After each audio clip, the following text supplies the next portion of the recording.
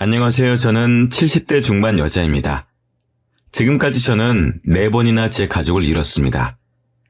한 가족만 제 곁을 떠난다 해도 가슴이 찢어질 것 같은데 이런 일을 4번이나 겪고 나니 제 마음은 이미 갈기갈기 찢어져 흔적도 찾아보기도 힘들 정도입니다. 제 마음이 어떨지 짐작은 가시나요? 사람의 목숨이 이렇게까지 허망하다는 것을 알고 난 후로는 정말 살기도 싫었는데 제 곁에 남은 단 한 사람을 생각하며 버티고 있습니다. 저는 어렸을 적부터 몸이 약했습니다. 얼마나 심했냐면 한참 뛰어놀 나이인 초등학생 때에도 더운 날에 밖에서 체육을 하면 3번 중에 1번은 쓰러졌습니다. 나머지 2번은 벤치에 앉아서 아이들이 뛰어노는 걸 지켜만 보고 있어야 했었죠.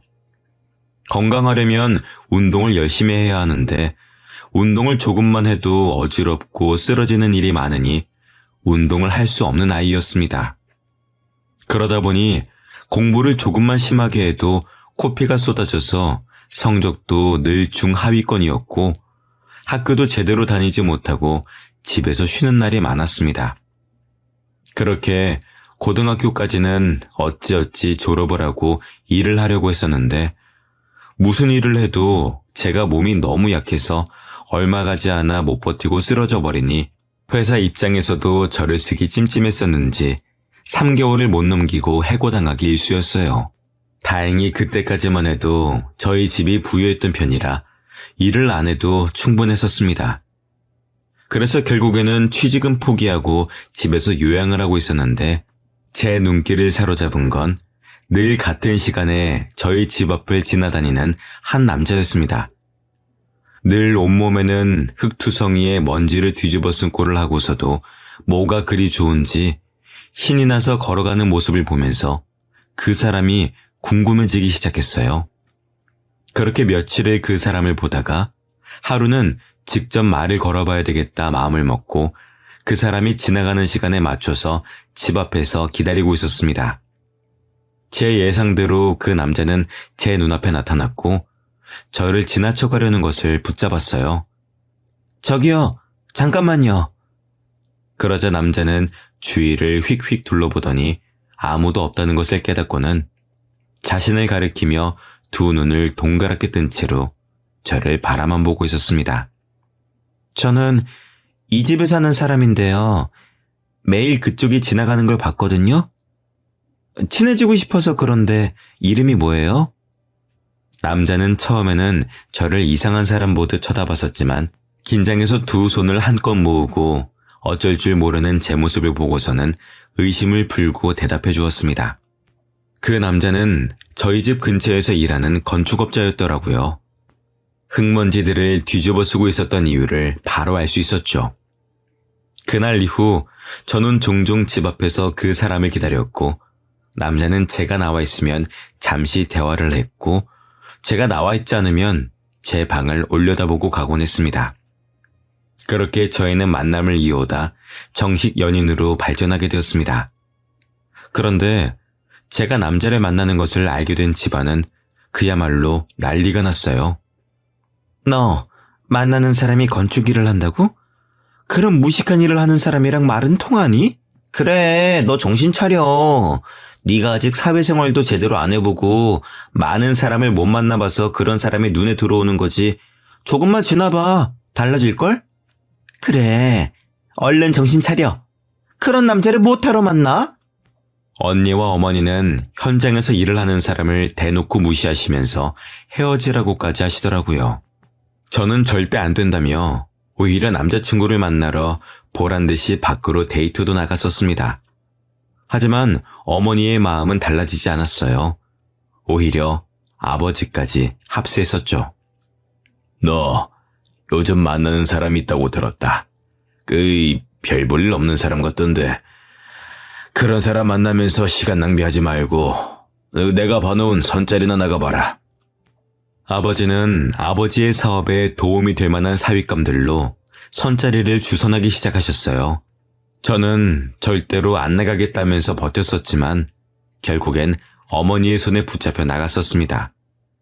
제 말은 들은 채도 않고 상대 남자가 결혼하고 싶다는 의사를 밝혀오면 집에서는 그 남자와 결혼하는 게 어떻겠냐며 성화하고 난리였어요.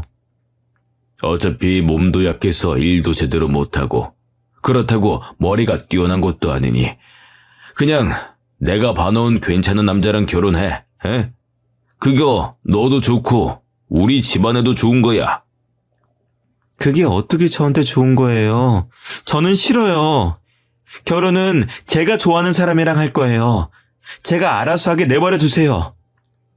어쩜 너는 그렇게 제가 하고 싶은 것만 하려고 할 수가 있니? 자꾸만 그렇게 네 마음대로 할 거면 집 나가서 그 남자랑 살아. 아버지도 화가 날 대로 나셔서 저에게 소리를 쳤고 저는 그 말에 고지곳대로 알겠다고 하고 짐을 싸들고 나와 남자친구의 집으로 향했습니다. 남자친구에게 결국 그동안 강제로 선을 보고 있었던 것도 모두 털어놓았고 그 이야기를 모두 듣고서는 화도 안 내더라고요. 오히려 그럼 선을 못 보게 얼른 결혼해버리자며 먼저 말을 건넸습니다. 저도 그 생각에 동의했기 때문에 일주일 후 아버지의 화가 조금이나마 풀리셨을 거라고 생각하고 집으로 남자친구와 인사를 드리러 갔어요. 남자친구는 부모님이 안 계셔서 지금까지 쭉 혼자 지내왔다고 하더라고요. 그래서 저희 집에서 허락만 받으면 됐었죠. 초반까지는 그래도 싫어하지도 좋아하지도 않는 분위기였습니다. 꽤 탐탁치 않아 하시는 눈치긴 했지만 남자친구의 싹싹한 성격 덕분에 아버지도 마음을 돌리시나 생각했었죠. 하지만 남자친구가 부모님이 안 계시다는 이야기를 기점으로 분위기는 완전히 뒤바뀌고 순식간에 살얼음판이 되어버렸어요. 그 이후로 부모님은 절대 결혼은 안 된다고 하셨었지만 저는 그 남자를 너무 사랑했습니다. 결국에는 그날 밤 저를 방에서 나오지 못하게 어머니가 제 방문 앞을 지키고 계셨고 저는 창밖으로 몰래 탈출해 남자친구와 도망쳐 혼인신고를 해버렸어요. 결국에는 부모님과 저는 연이 완전히 끊겨버렸죠. 그 이후로 남편과는 작은 다툼 하나 없이 3년을 넘게 살았습니다. 아이를 가지고 싶었고 제가 몸이 좋지 않아 임신이 힘들었지만 남편은 그럼에도 아무런 재촉도 하지 않고 둘이더라도 충분히 행복하다면서 오히려 긍정적으로 생각했습니다. 그런데 남편과 결혼한 지 4년째 되던 날 저희에게 아이가 찾아왔습니다. 생각지도 못하고 있다가 속이 며칠째 더부룩해서 체한 줄로만 알고 병원에 찾아갔다가 저희에게 아이가 생겼다는 기쁜 소식을 들을 수 있었어요. 남편도 내심 아이가 있었으면 바라고 있었던 건지 정말 기뻐하더라고요. 그 이후로 저와 남편은 아이가 세상에서 나올 날만 손꼽아 기다렸습니다. 그런데 아이는 뭐가 그리 급했는지 한 달이나 일찍 세상에 나왔어요. 그러다 보니 몸도 다른 아이들보다 훨씬 약했었고요. 아이는 제 품에 한 번 안기고서는 바로 신생아 치료실로 들어갔습니다. 그래도 제가 퇴원할 때쯤에는 몸이 많이 튼튼해져서 함께 집으로 돌아올 수가 있었어요. 그 이후로 남편과 저는 아이를 키우는 맛으로 살았습니다. 딸이 아주 작은 소리라도 내면 남편과 저는 순식간에 딸에게 집중을 했었죠. 퇴원은 했었지만 저도 아이도 몸이 너무 약해서 남편도 여러모로 신경을 많이 썼어요. 아이가 열이 자주 나서 그 이후로도 병원을 자주 들락거려야만 했었거든요. 그런데 하루는 아이가 열이 올라서 한참이 지나도록 열이 안 떨어지는 거예요. 갈수록 심해지는 열에 저는 아이를 안고 병원으로 달려갔습니다. 그런데 병원에 가서도 상황이 나아지지 않았어요. 아이는 이틀이 넘도록 열이 펄펄 끓었고 겨우 열이 내렸을 때에는 이미 뇌에 손상이 가서 목숨이 위태로웠습니다. 제발 살려만 달라고 빌었지만 결국 태어난 지 1년도 채우지 못하고 저희는 그렇게 아이를 떠나보내야만 했습니다. 집에서 떠나질 않던 웃음소리가 아이가 떠난 후로는 뚝 끊겨버리고 슬픔에 빠진 저는 한동안 잠도 제대로 못 자고 눈물만 흘려댔습니다. 먼저 정신을 차린 건 남편이었습니다. 남편은 울기만 하고 밥도 제대로 먹지 않는 저를 달래가며 밥을 먹이고 저를 데리고 밖으로 나가면서 기운을 차릴 수 있게 해줬습니다. 남편 덕분에 저도 1년이 지나고 나서야 조금씩 기운을 차릴 수가 있었죠. 그런데 다시 임신을 하기는 정말 힘들 거라고 했었던 의사의 말과는 달리 저희에게 둘째가 기적처럼 찾아왔습니다. 하지만 이미 몸이 많이 약해진 탓인지 의사는 아이를 낳는 걸 말렸습니다. 아이도 중요하지만 이번에는 정말 아이를 낳다가 죽을 수도 있다면서요. 하지만 저는 이번이 아니면 다시는 아이를 낳을 수 없을 거라는 생각이 들어서 모두의 만류를 무릅쓰고 저는 아이를 지키기로 결심했습니다. 그 이후로는 병원을 제 집 드나들듯이 드나들었습니다. 배가 자주 아파져서 병원을 갈 때면 어찌나 겁이 나던지 그렇게 자주 가던 병원이었지만 갈 때마다 눈물을 한 바가지씩 쏟아낸 덕에 담당 의사 선생님이 기겁을 하셨었죠.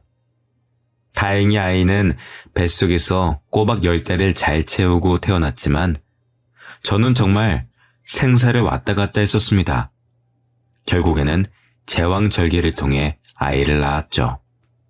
다행히 처음 태어났을 때만 해도 몸이 약하다며 병원 식구들의 걱정을 한몸에 받던 제 아들은 고등학생이 될 때까지 흔한 감기 한 번 안 걸릴 정도로 건강하게 자랐습니다. 남편과 저는 다른 건 바라지도 않았고 그저 아들이 건강한 것만으로도 충분했습니다.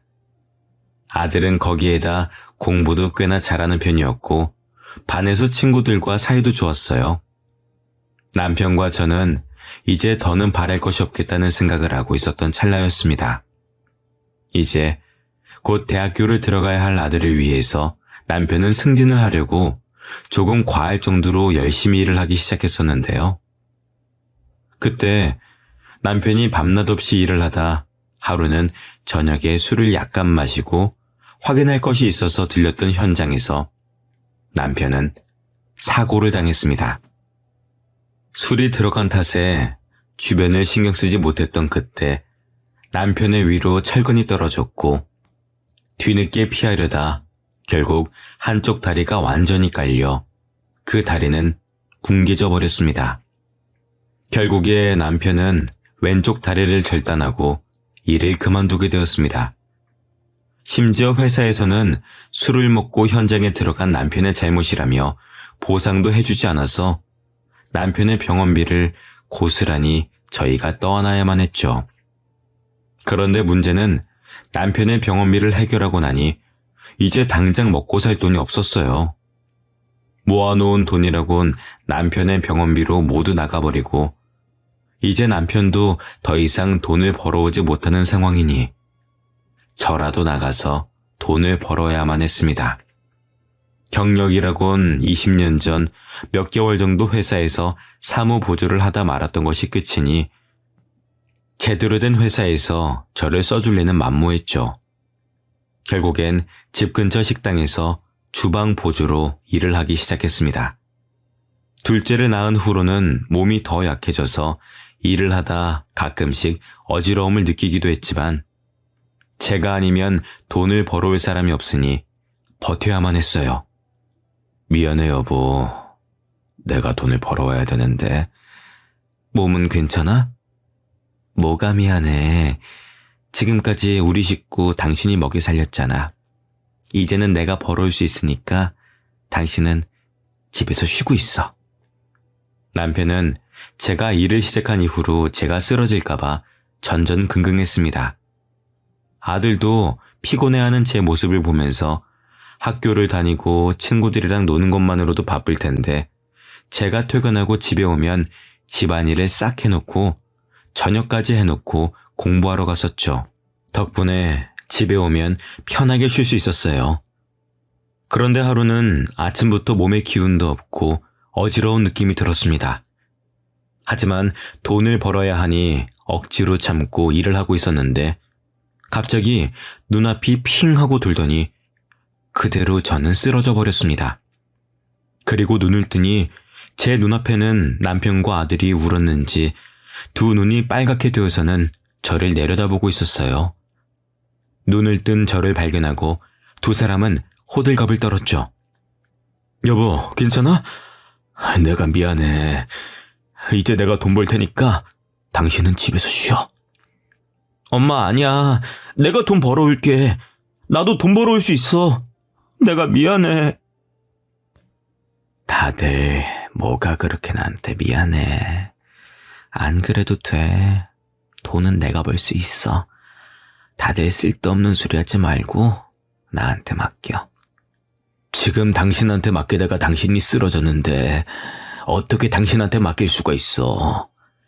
당신은 이제부터 집에서 쉬어. 몸도 약한 사람이 그렇게 힘든 일을 하니까 이렇게 쓰러지지. 아들도 남편의 말에 동감한다는 듯 고개를 몇 번 끄덕이더니 두 사람은 합심해서 저에게 일을 그만두라며 성화였습니다.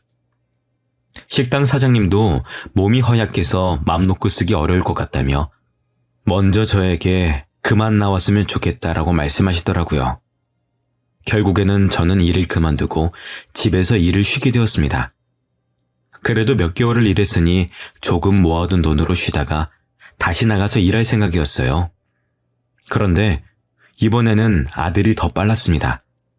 아들은 제가 쓰러진 이후로는 새벽같이 일어나서 학교를 간다며 집을 나섰는데 알고 보니 신문 배달에다 우유 배달까지 하고서 일찍 학교를 가서 잤다 그러더라고요. 그 후로 피곤하다 보니 성적도 조금씩 떨어지고 처음 고등학교를 들어갈 때만 해도 중상위권이었던 성적은 날이 갈수록 중하위권으로 떨어졌습니다.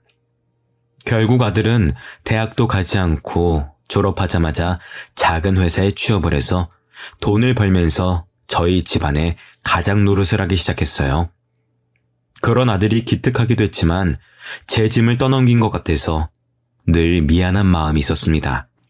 아들은 그런 상황에서도 불만 한번 털어놓는 법 없이 조용히 돈을 모아서 남편의 의족을 맞춰주었어요. 생각지도 못한 선물에 남편은 눈이 휘둥그레졌죠. 그런 아들의 서프라이즈는 그뿐만이 아니었습니다. 아들은 그 후로 얼마 지나지 않아서 자신의 여자친구와 결혼하고 싶다며 여자친구를 데려왔죠. 그 여자친구는 처음부터 엄청 애교도 많고 싹싹하게 굴더라고요. 어머님, 어쩜 너무 고우세요. 피부도 좋으시고. 어머님 닮아서 오빠가 이렇게 인물이 좋은 건가 봐요. 뭐라고 하는 거야. 부끄럽게 그런 말 하지 마. 아버님, 이것 좀 드셔보세요. 사과가 달아요. 아들이 데리고 온 여자친구는 어찌나 싹싹하던지 평소에 낯을 많이 가리는 저도 순식간에 무장해제를 만들고 어느 틈엔가 왁자지껄하게 떠들게 만들게 하더라고요. 저희는 당연히 두 사람의 결혼을 허락해 주었습니다. 며느리가 저희 식구가 된 이후로는 저희는 모두 며느리의 팬이 됐어요. 뭐든 며느리가 하자고 하면 다들 좋은 생각이라면서 함께 했었죠. 그리고 아들이 결혼한 지 1년쯤 지나자 며느리가 임신을 했습니다. 저희 가족은 모두 기뻐하면서 안 그래도 예뻐하던 며느리를 어디 스치면 상처날까, 부딪히면 깨질까 조심스럽게 도자기처럼 다뤘습니다. 아버님, 이 정도는 제가 할 수 있어요. 저 주세요. 아유, 그러다가 접시가 깨져서 뱃속에 아기라도 놀라면 어떻게 하려고 그래. 저 새아가는 저기 소파에 앉아서 TV나 보고 있다가 우리가 부르면 와서 그때 밥 먹어, 응? 다 해놓은 반찬들을 덜어놓을 접시를 옮기는 것마저도 며느리를 시키지 않을 정도였죠.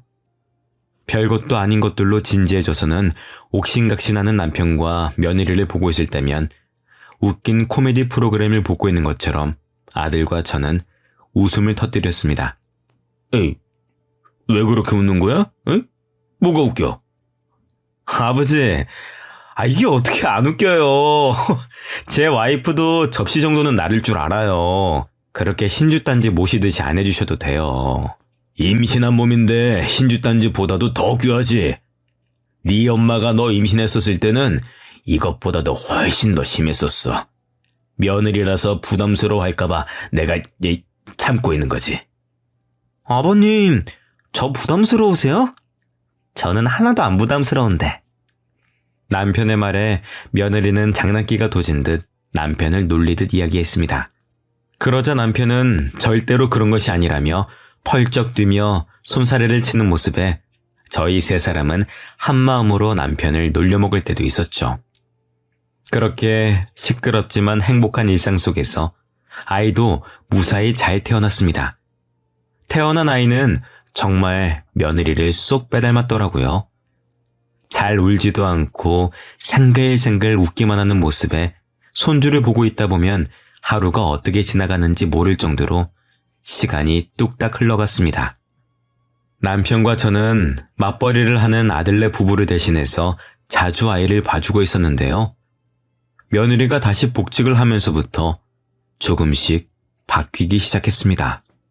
처음에는 일찍 퇴근을 해서 아이를 데리러 꼬박꼬박 자러던 며느리가 갈수록 야근이니 회식이니 하면서 데리러 오지도 않고 일주일에 한 번 올까 말까 하더라고요. 아들이 손주를 데리러 오긴 했었지만 아들도 바쁘면 손주를 데리러 오지 못해 며칠을 내리 저희 집에서 보낸 적도 있었습니다. 그러다 보니 웃기만 하던 손주가 부모님이 보고 싶은지 울며 보채는 날도 많아졌었죠. 처음에는 저희에게 오면 부모와도 잘만 떨어지던 아이가 저희 집에 오면 제 부모랑 한참을 떨어져야 한다는 걸 알아차렸는지 떨어지지 않으려고 하더라고요. 그 모습에 저희도 마음이 안 좋아져서 아들이든 며느리든 둘 중 하나는 일을 잠시 쉬면서 아이랑 함께 시간을 보내주라고 말했었지만 두 사람은 한치의 양보도 없었습니다. 이번에는 당신이 양보해줘. 나 이번 일만 잘 풀리면 승진이야. 그럼 돈도 훨씬 더 벌 수 있는데 내가 그걸 포기할 수가 없잖아. 당신만 그래? 나도 그래. 나도 아이 낳고 이제 겨우 복직해서 제대로 일하기 시작했는데 어떻게 그만둬? 지금 쉬면 나중에 복직 못해. 아들과 며느리는 그때를 기점으로 자주 다투기 시작한 것 같았습니다. 괜히 저희가 말을 해서 사이좋던 두 사람 사이가 나빠진 건 아닌지 마음이 불편했었죠. 그럴수록 눈치도 없이 손주는 부모님과 떨어지지 않으려 안달이었습니다. 아들이나 며느리가 눈에 보이지 않을 때면 어찌나 울어대는지 마음이 참 아팠어요.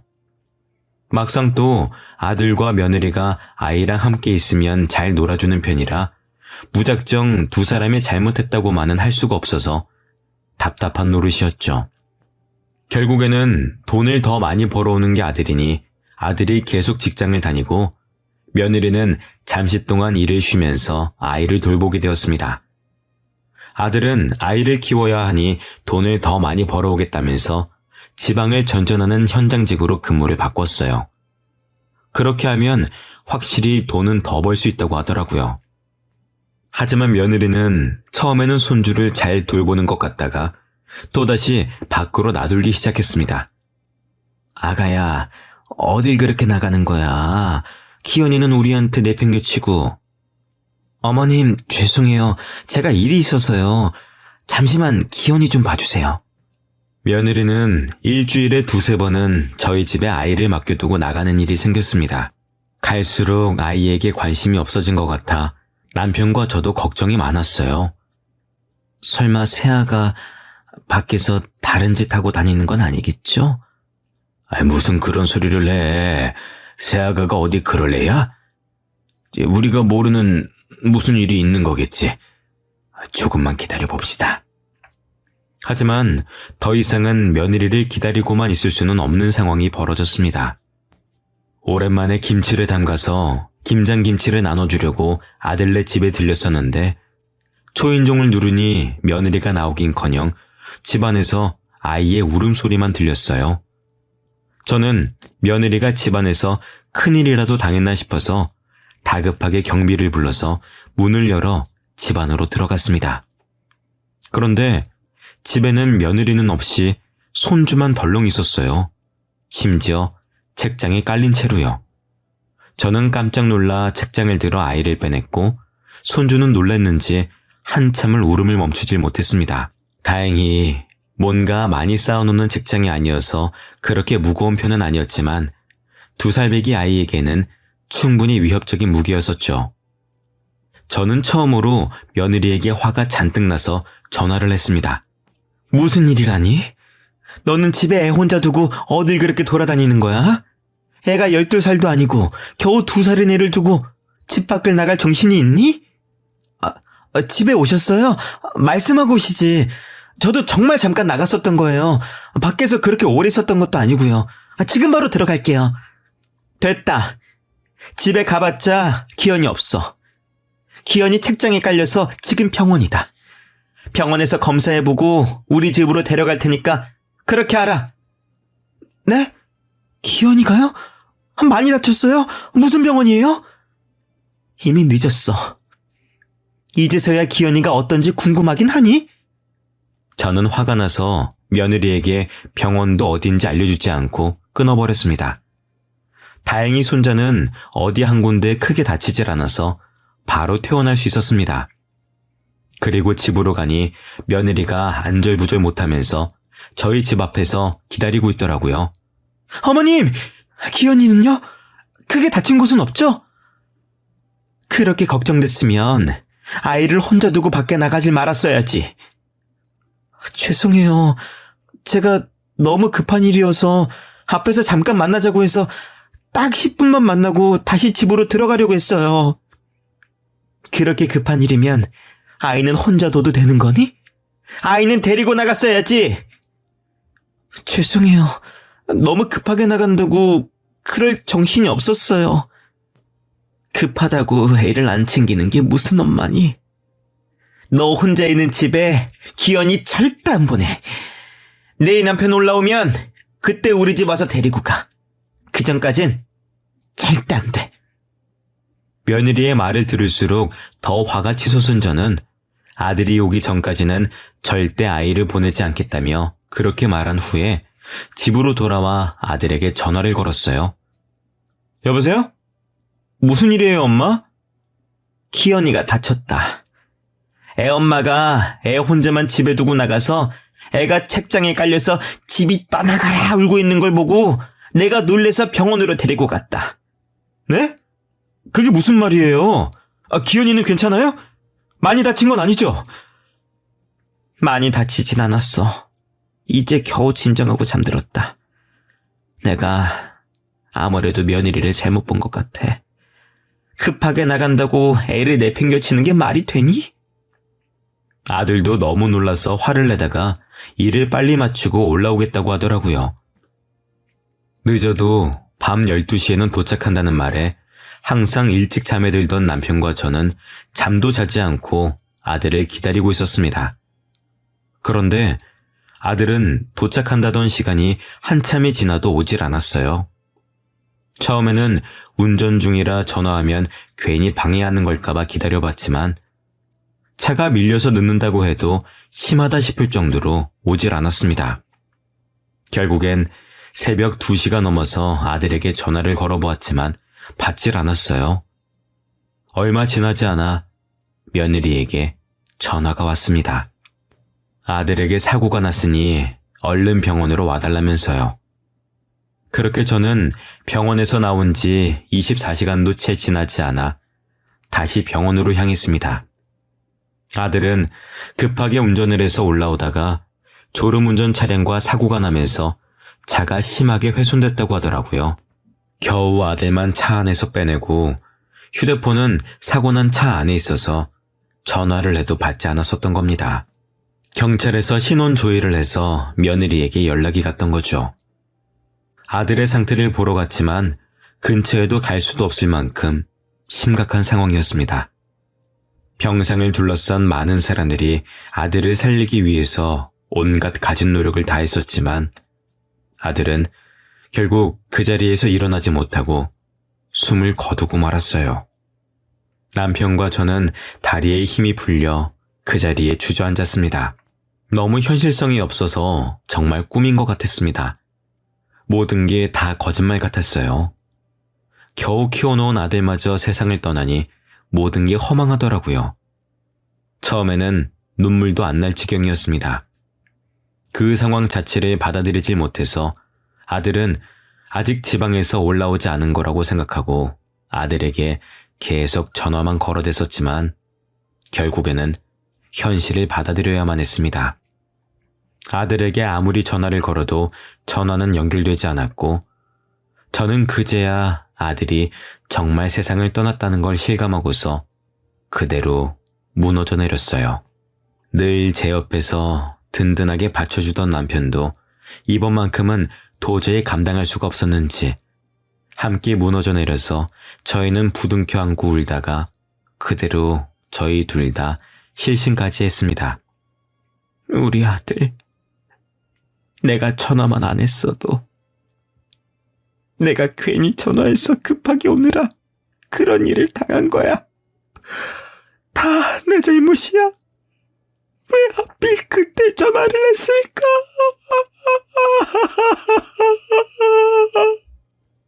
저는 제 스스로를 용서할 수가 없었습니다. 제가 아들에게 전화만 하지 않았더라면 이런 일이 일어나지 않았을 거라는 생각에 제 자신이 너무 미웠습니다. 심지어 제가 정신을 차렸을 때는 이미 아들의 장례식조차 끝이 나 있었습니다. 정말 낳기만 하고 해준 것도 없는 엄마가 된 것 같아 아들에게 너무 미안했어요. 아이 좀 더 돌봐주는 게 뭐가 그렇게 어려운 일이라고 두 사람 사이에 분란을 만들었는지 과거로 돌아갈 수만 있다면 제 입을 막아버리고 싶었습니다. 뒤늦게 아들의 묘를 찾아가 처음으로 그날 아들과 술 한잔을 했습니다. 아들에게 미안하다는 사과를 수백 번을 했지만 달라지는 건 없었어요. 제 마음이 여전히 죄책감으로 가득한 것조차 똑같았습니다. 그런 와중에 저희는 손자를 누가 키울지 결정해야 했습니다. 당연히 아이의 엄마인 며느리가 키워야 하는 게 맞지만 저는 더 이상 며느리를 믿지 못했었죠. 솔직히 나는 너 못 믿겠다, 아가. 어머님, 죄송해요. 제가 그런 실수를 한 것도 다 인정해요. 네가 혼자 키우면 또 이러지 않을 자신이 있니?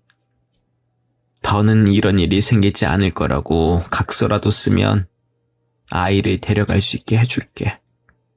하지만 며느리는 한참을 생각하더니 고개를 좌우로 저었습니다.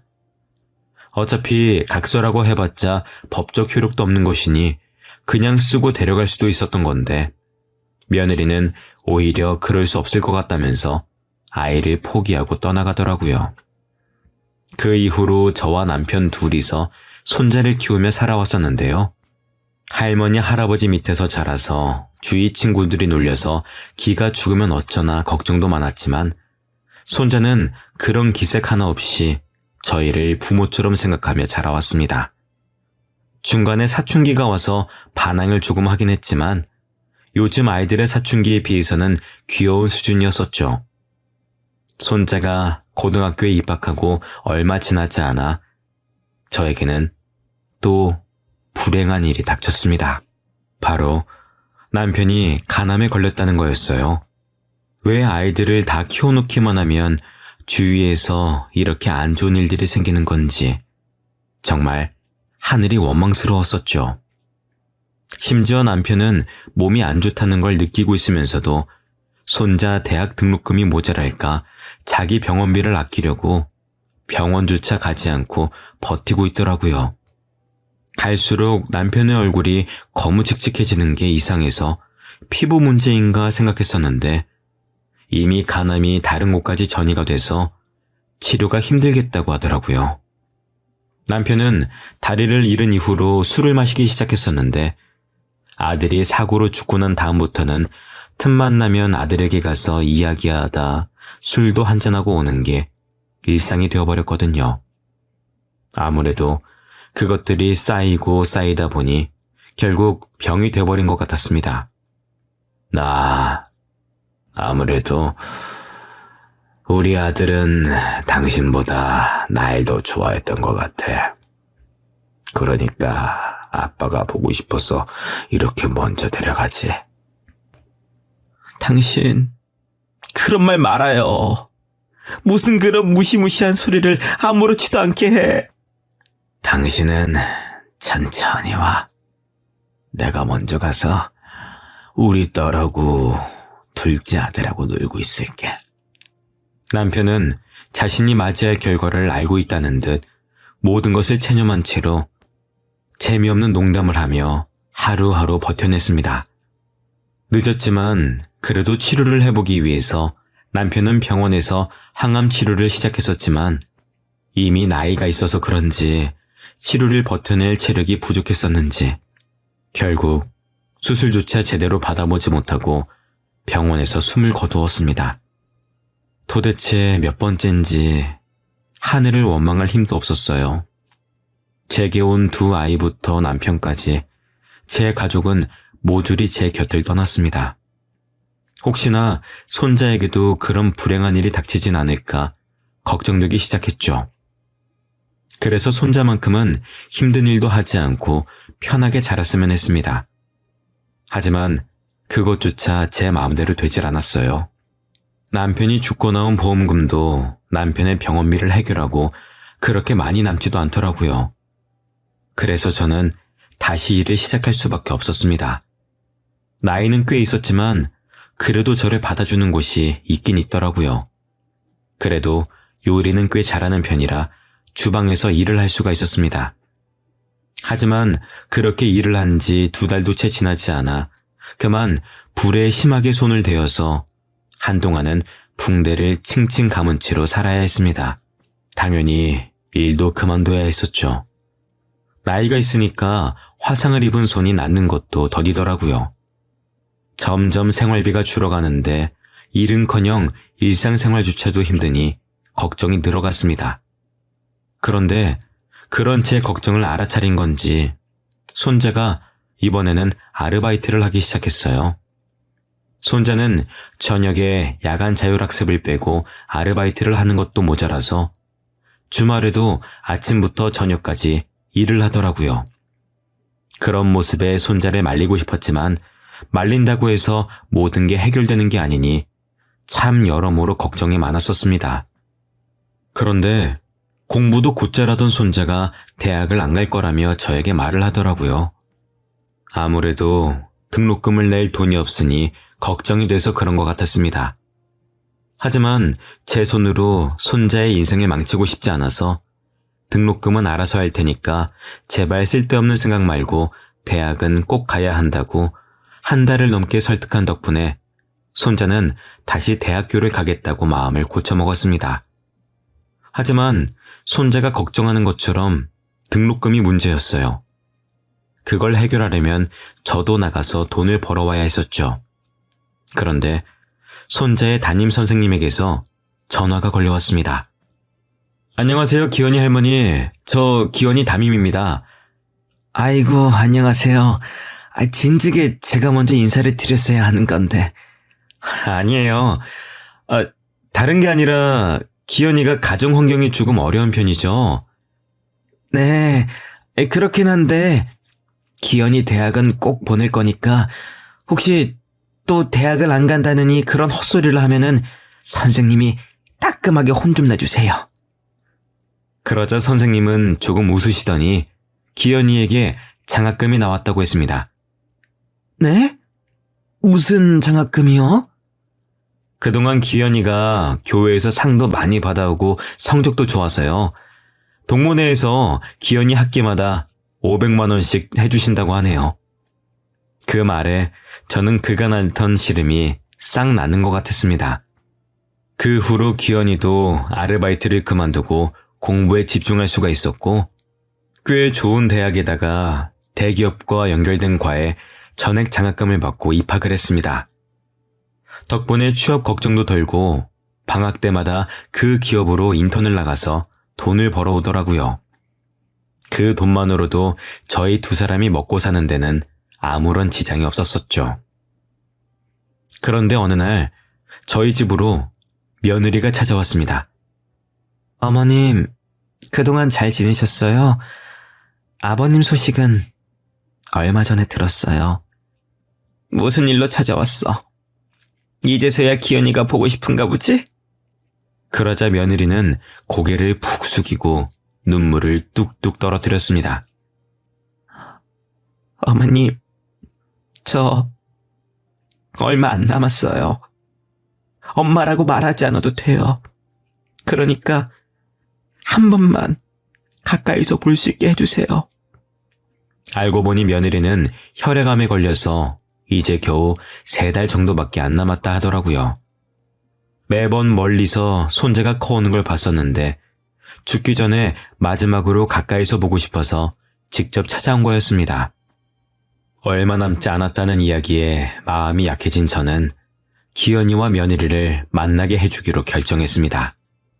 생각해보면 며느리도 의도한 건 아니었던 사고였는데 제가 너무 며느리만 몰아붙였었는지 후회되기도 했었고요. 그리고 그날 저녁 손자는 정말 오랜만에 친엄마를 만났습니다. 네, 엄마라고요? 그동안 어디 계시다가 이제서야 나타난 거예요? 미안해.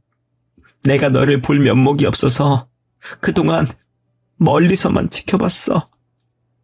처음에는 며느리에게 적대적이던 손자는 이야기를 하다 결국에는 엄마의 품에 안겨 한참을 울었습니다. 지금까지 어른스러운 척 버티고 있었지만 손자도 아직 어린아이였어요. 그 후로 손자와 며느리는 남은 3달이라는 시간 동안 그동안 하지 못했던 것들을 잔뜩 하며 시간을 함께 보냈습니다.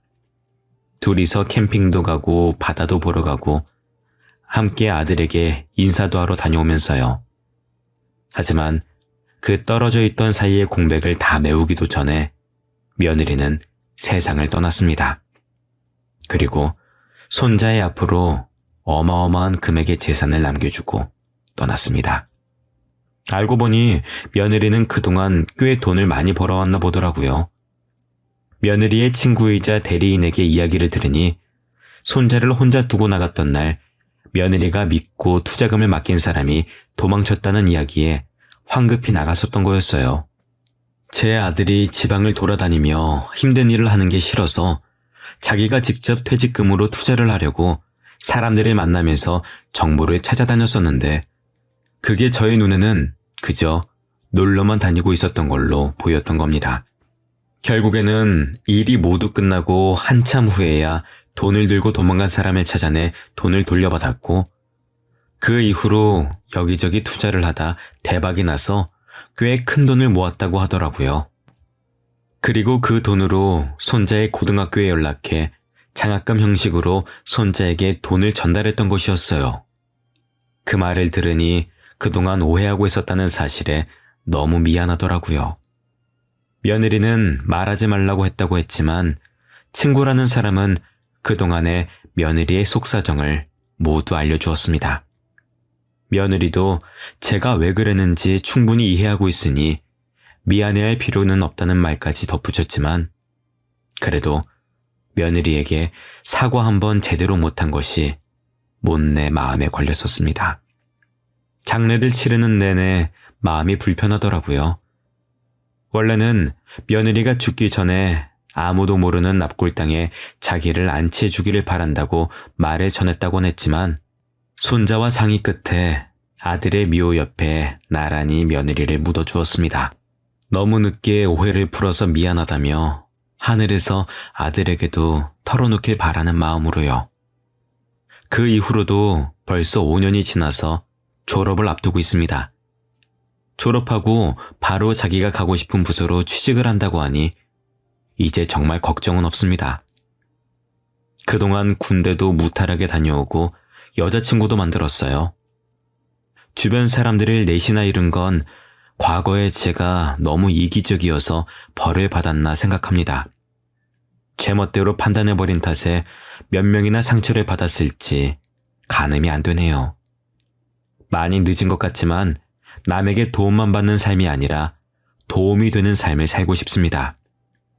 여러분들도 너무 받기만 하는 삶보다 뭐든 주고받는 인생 사시길 바라겠습니다.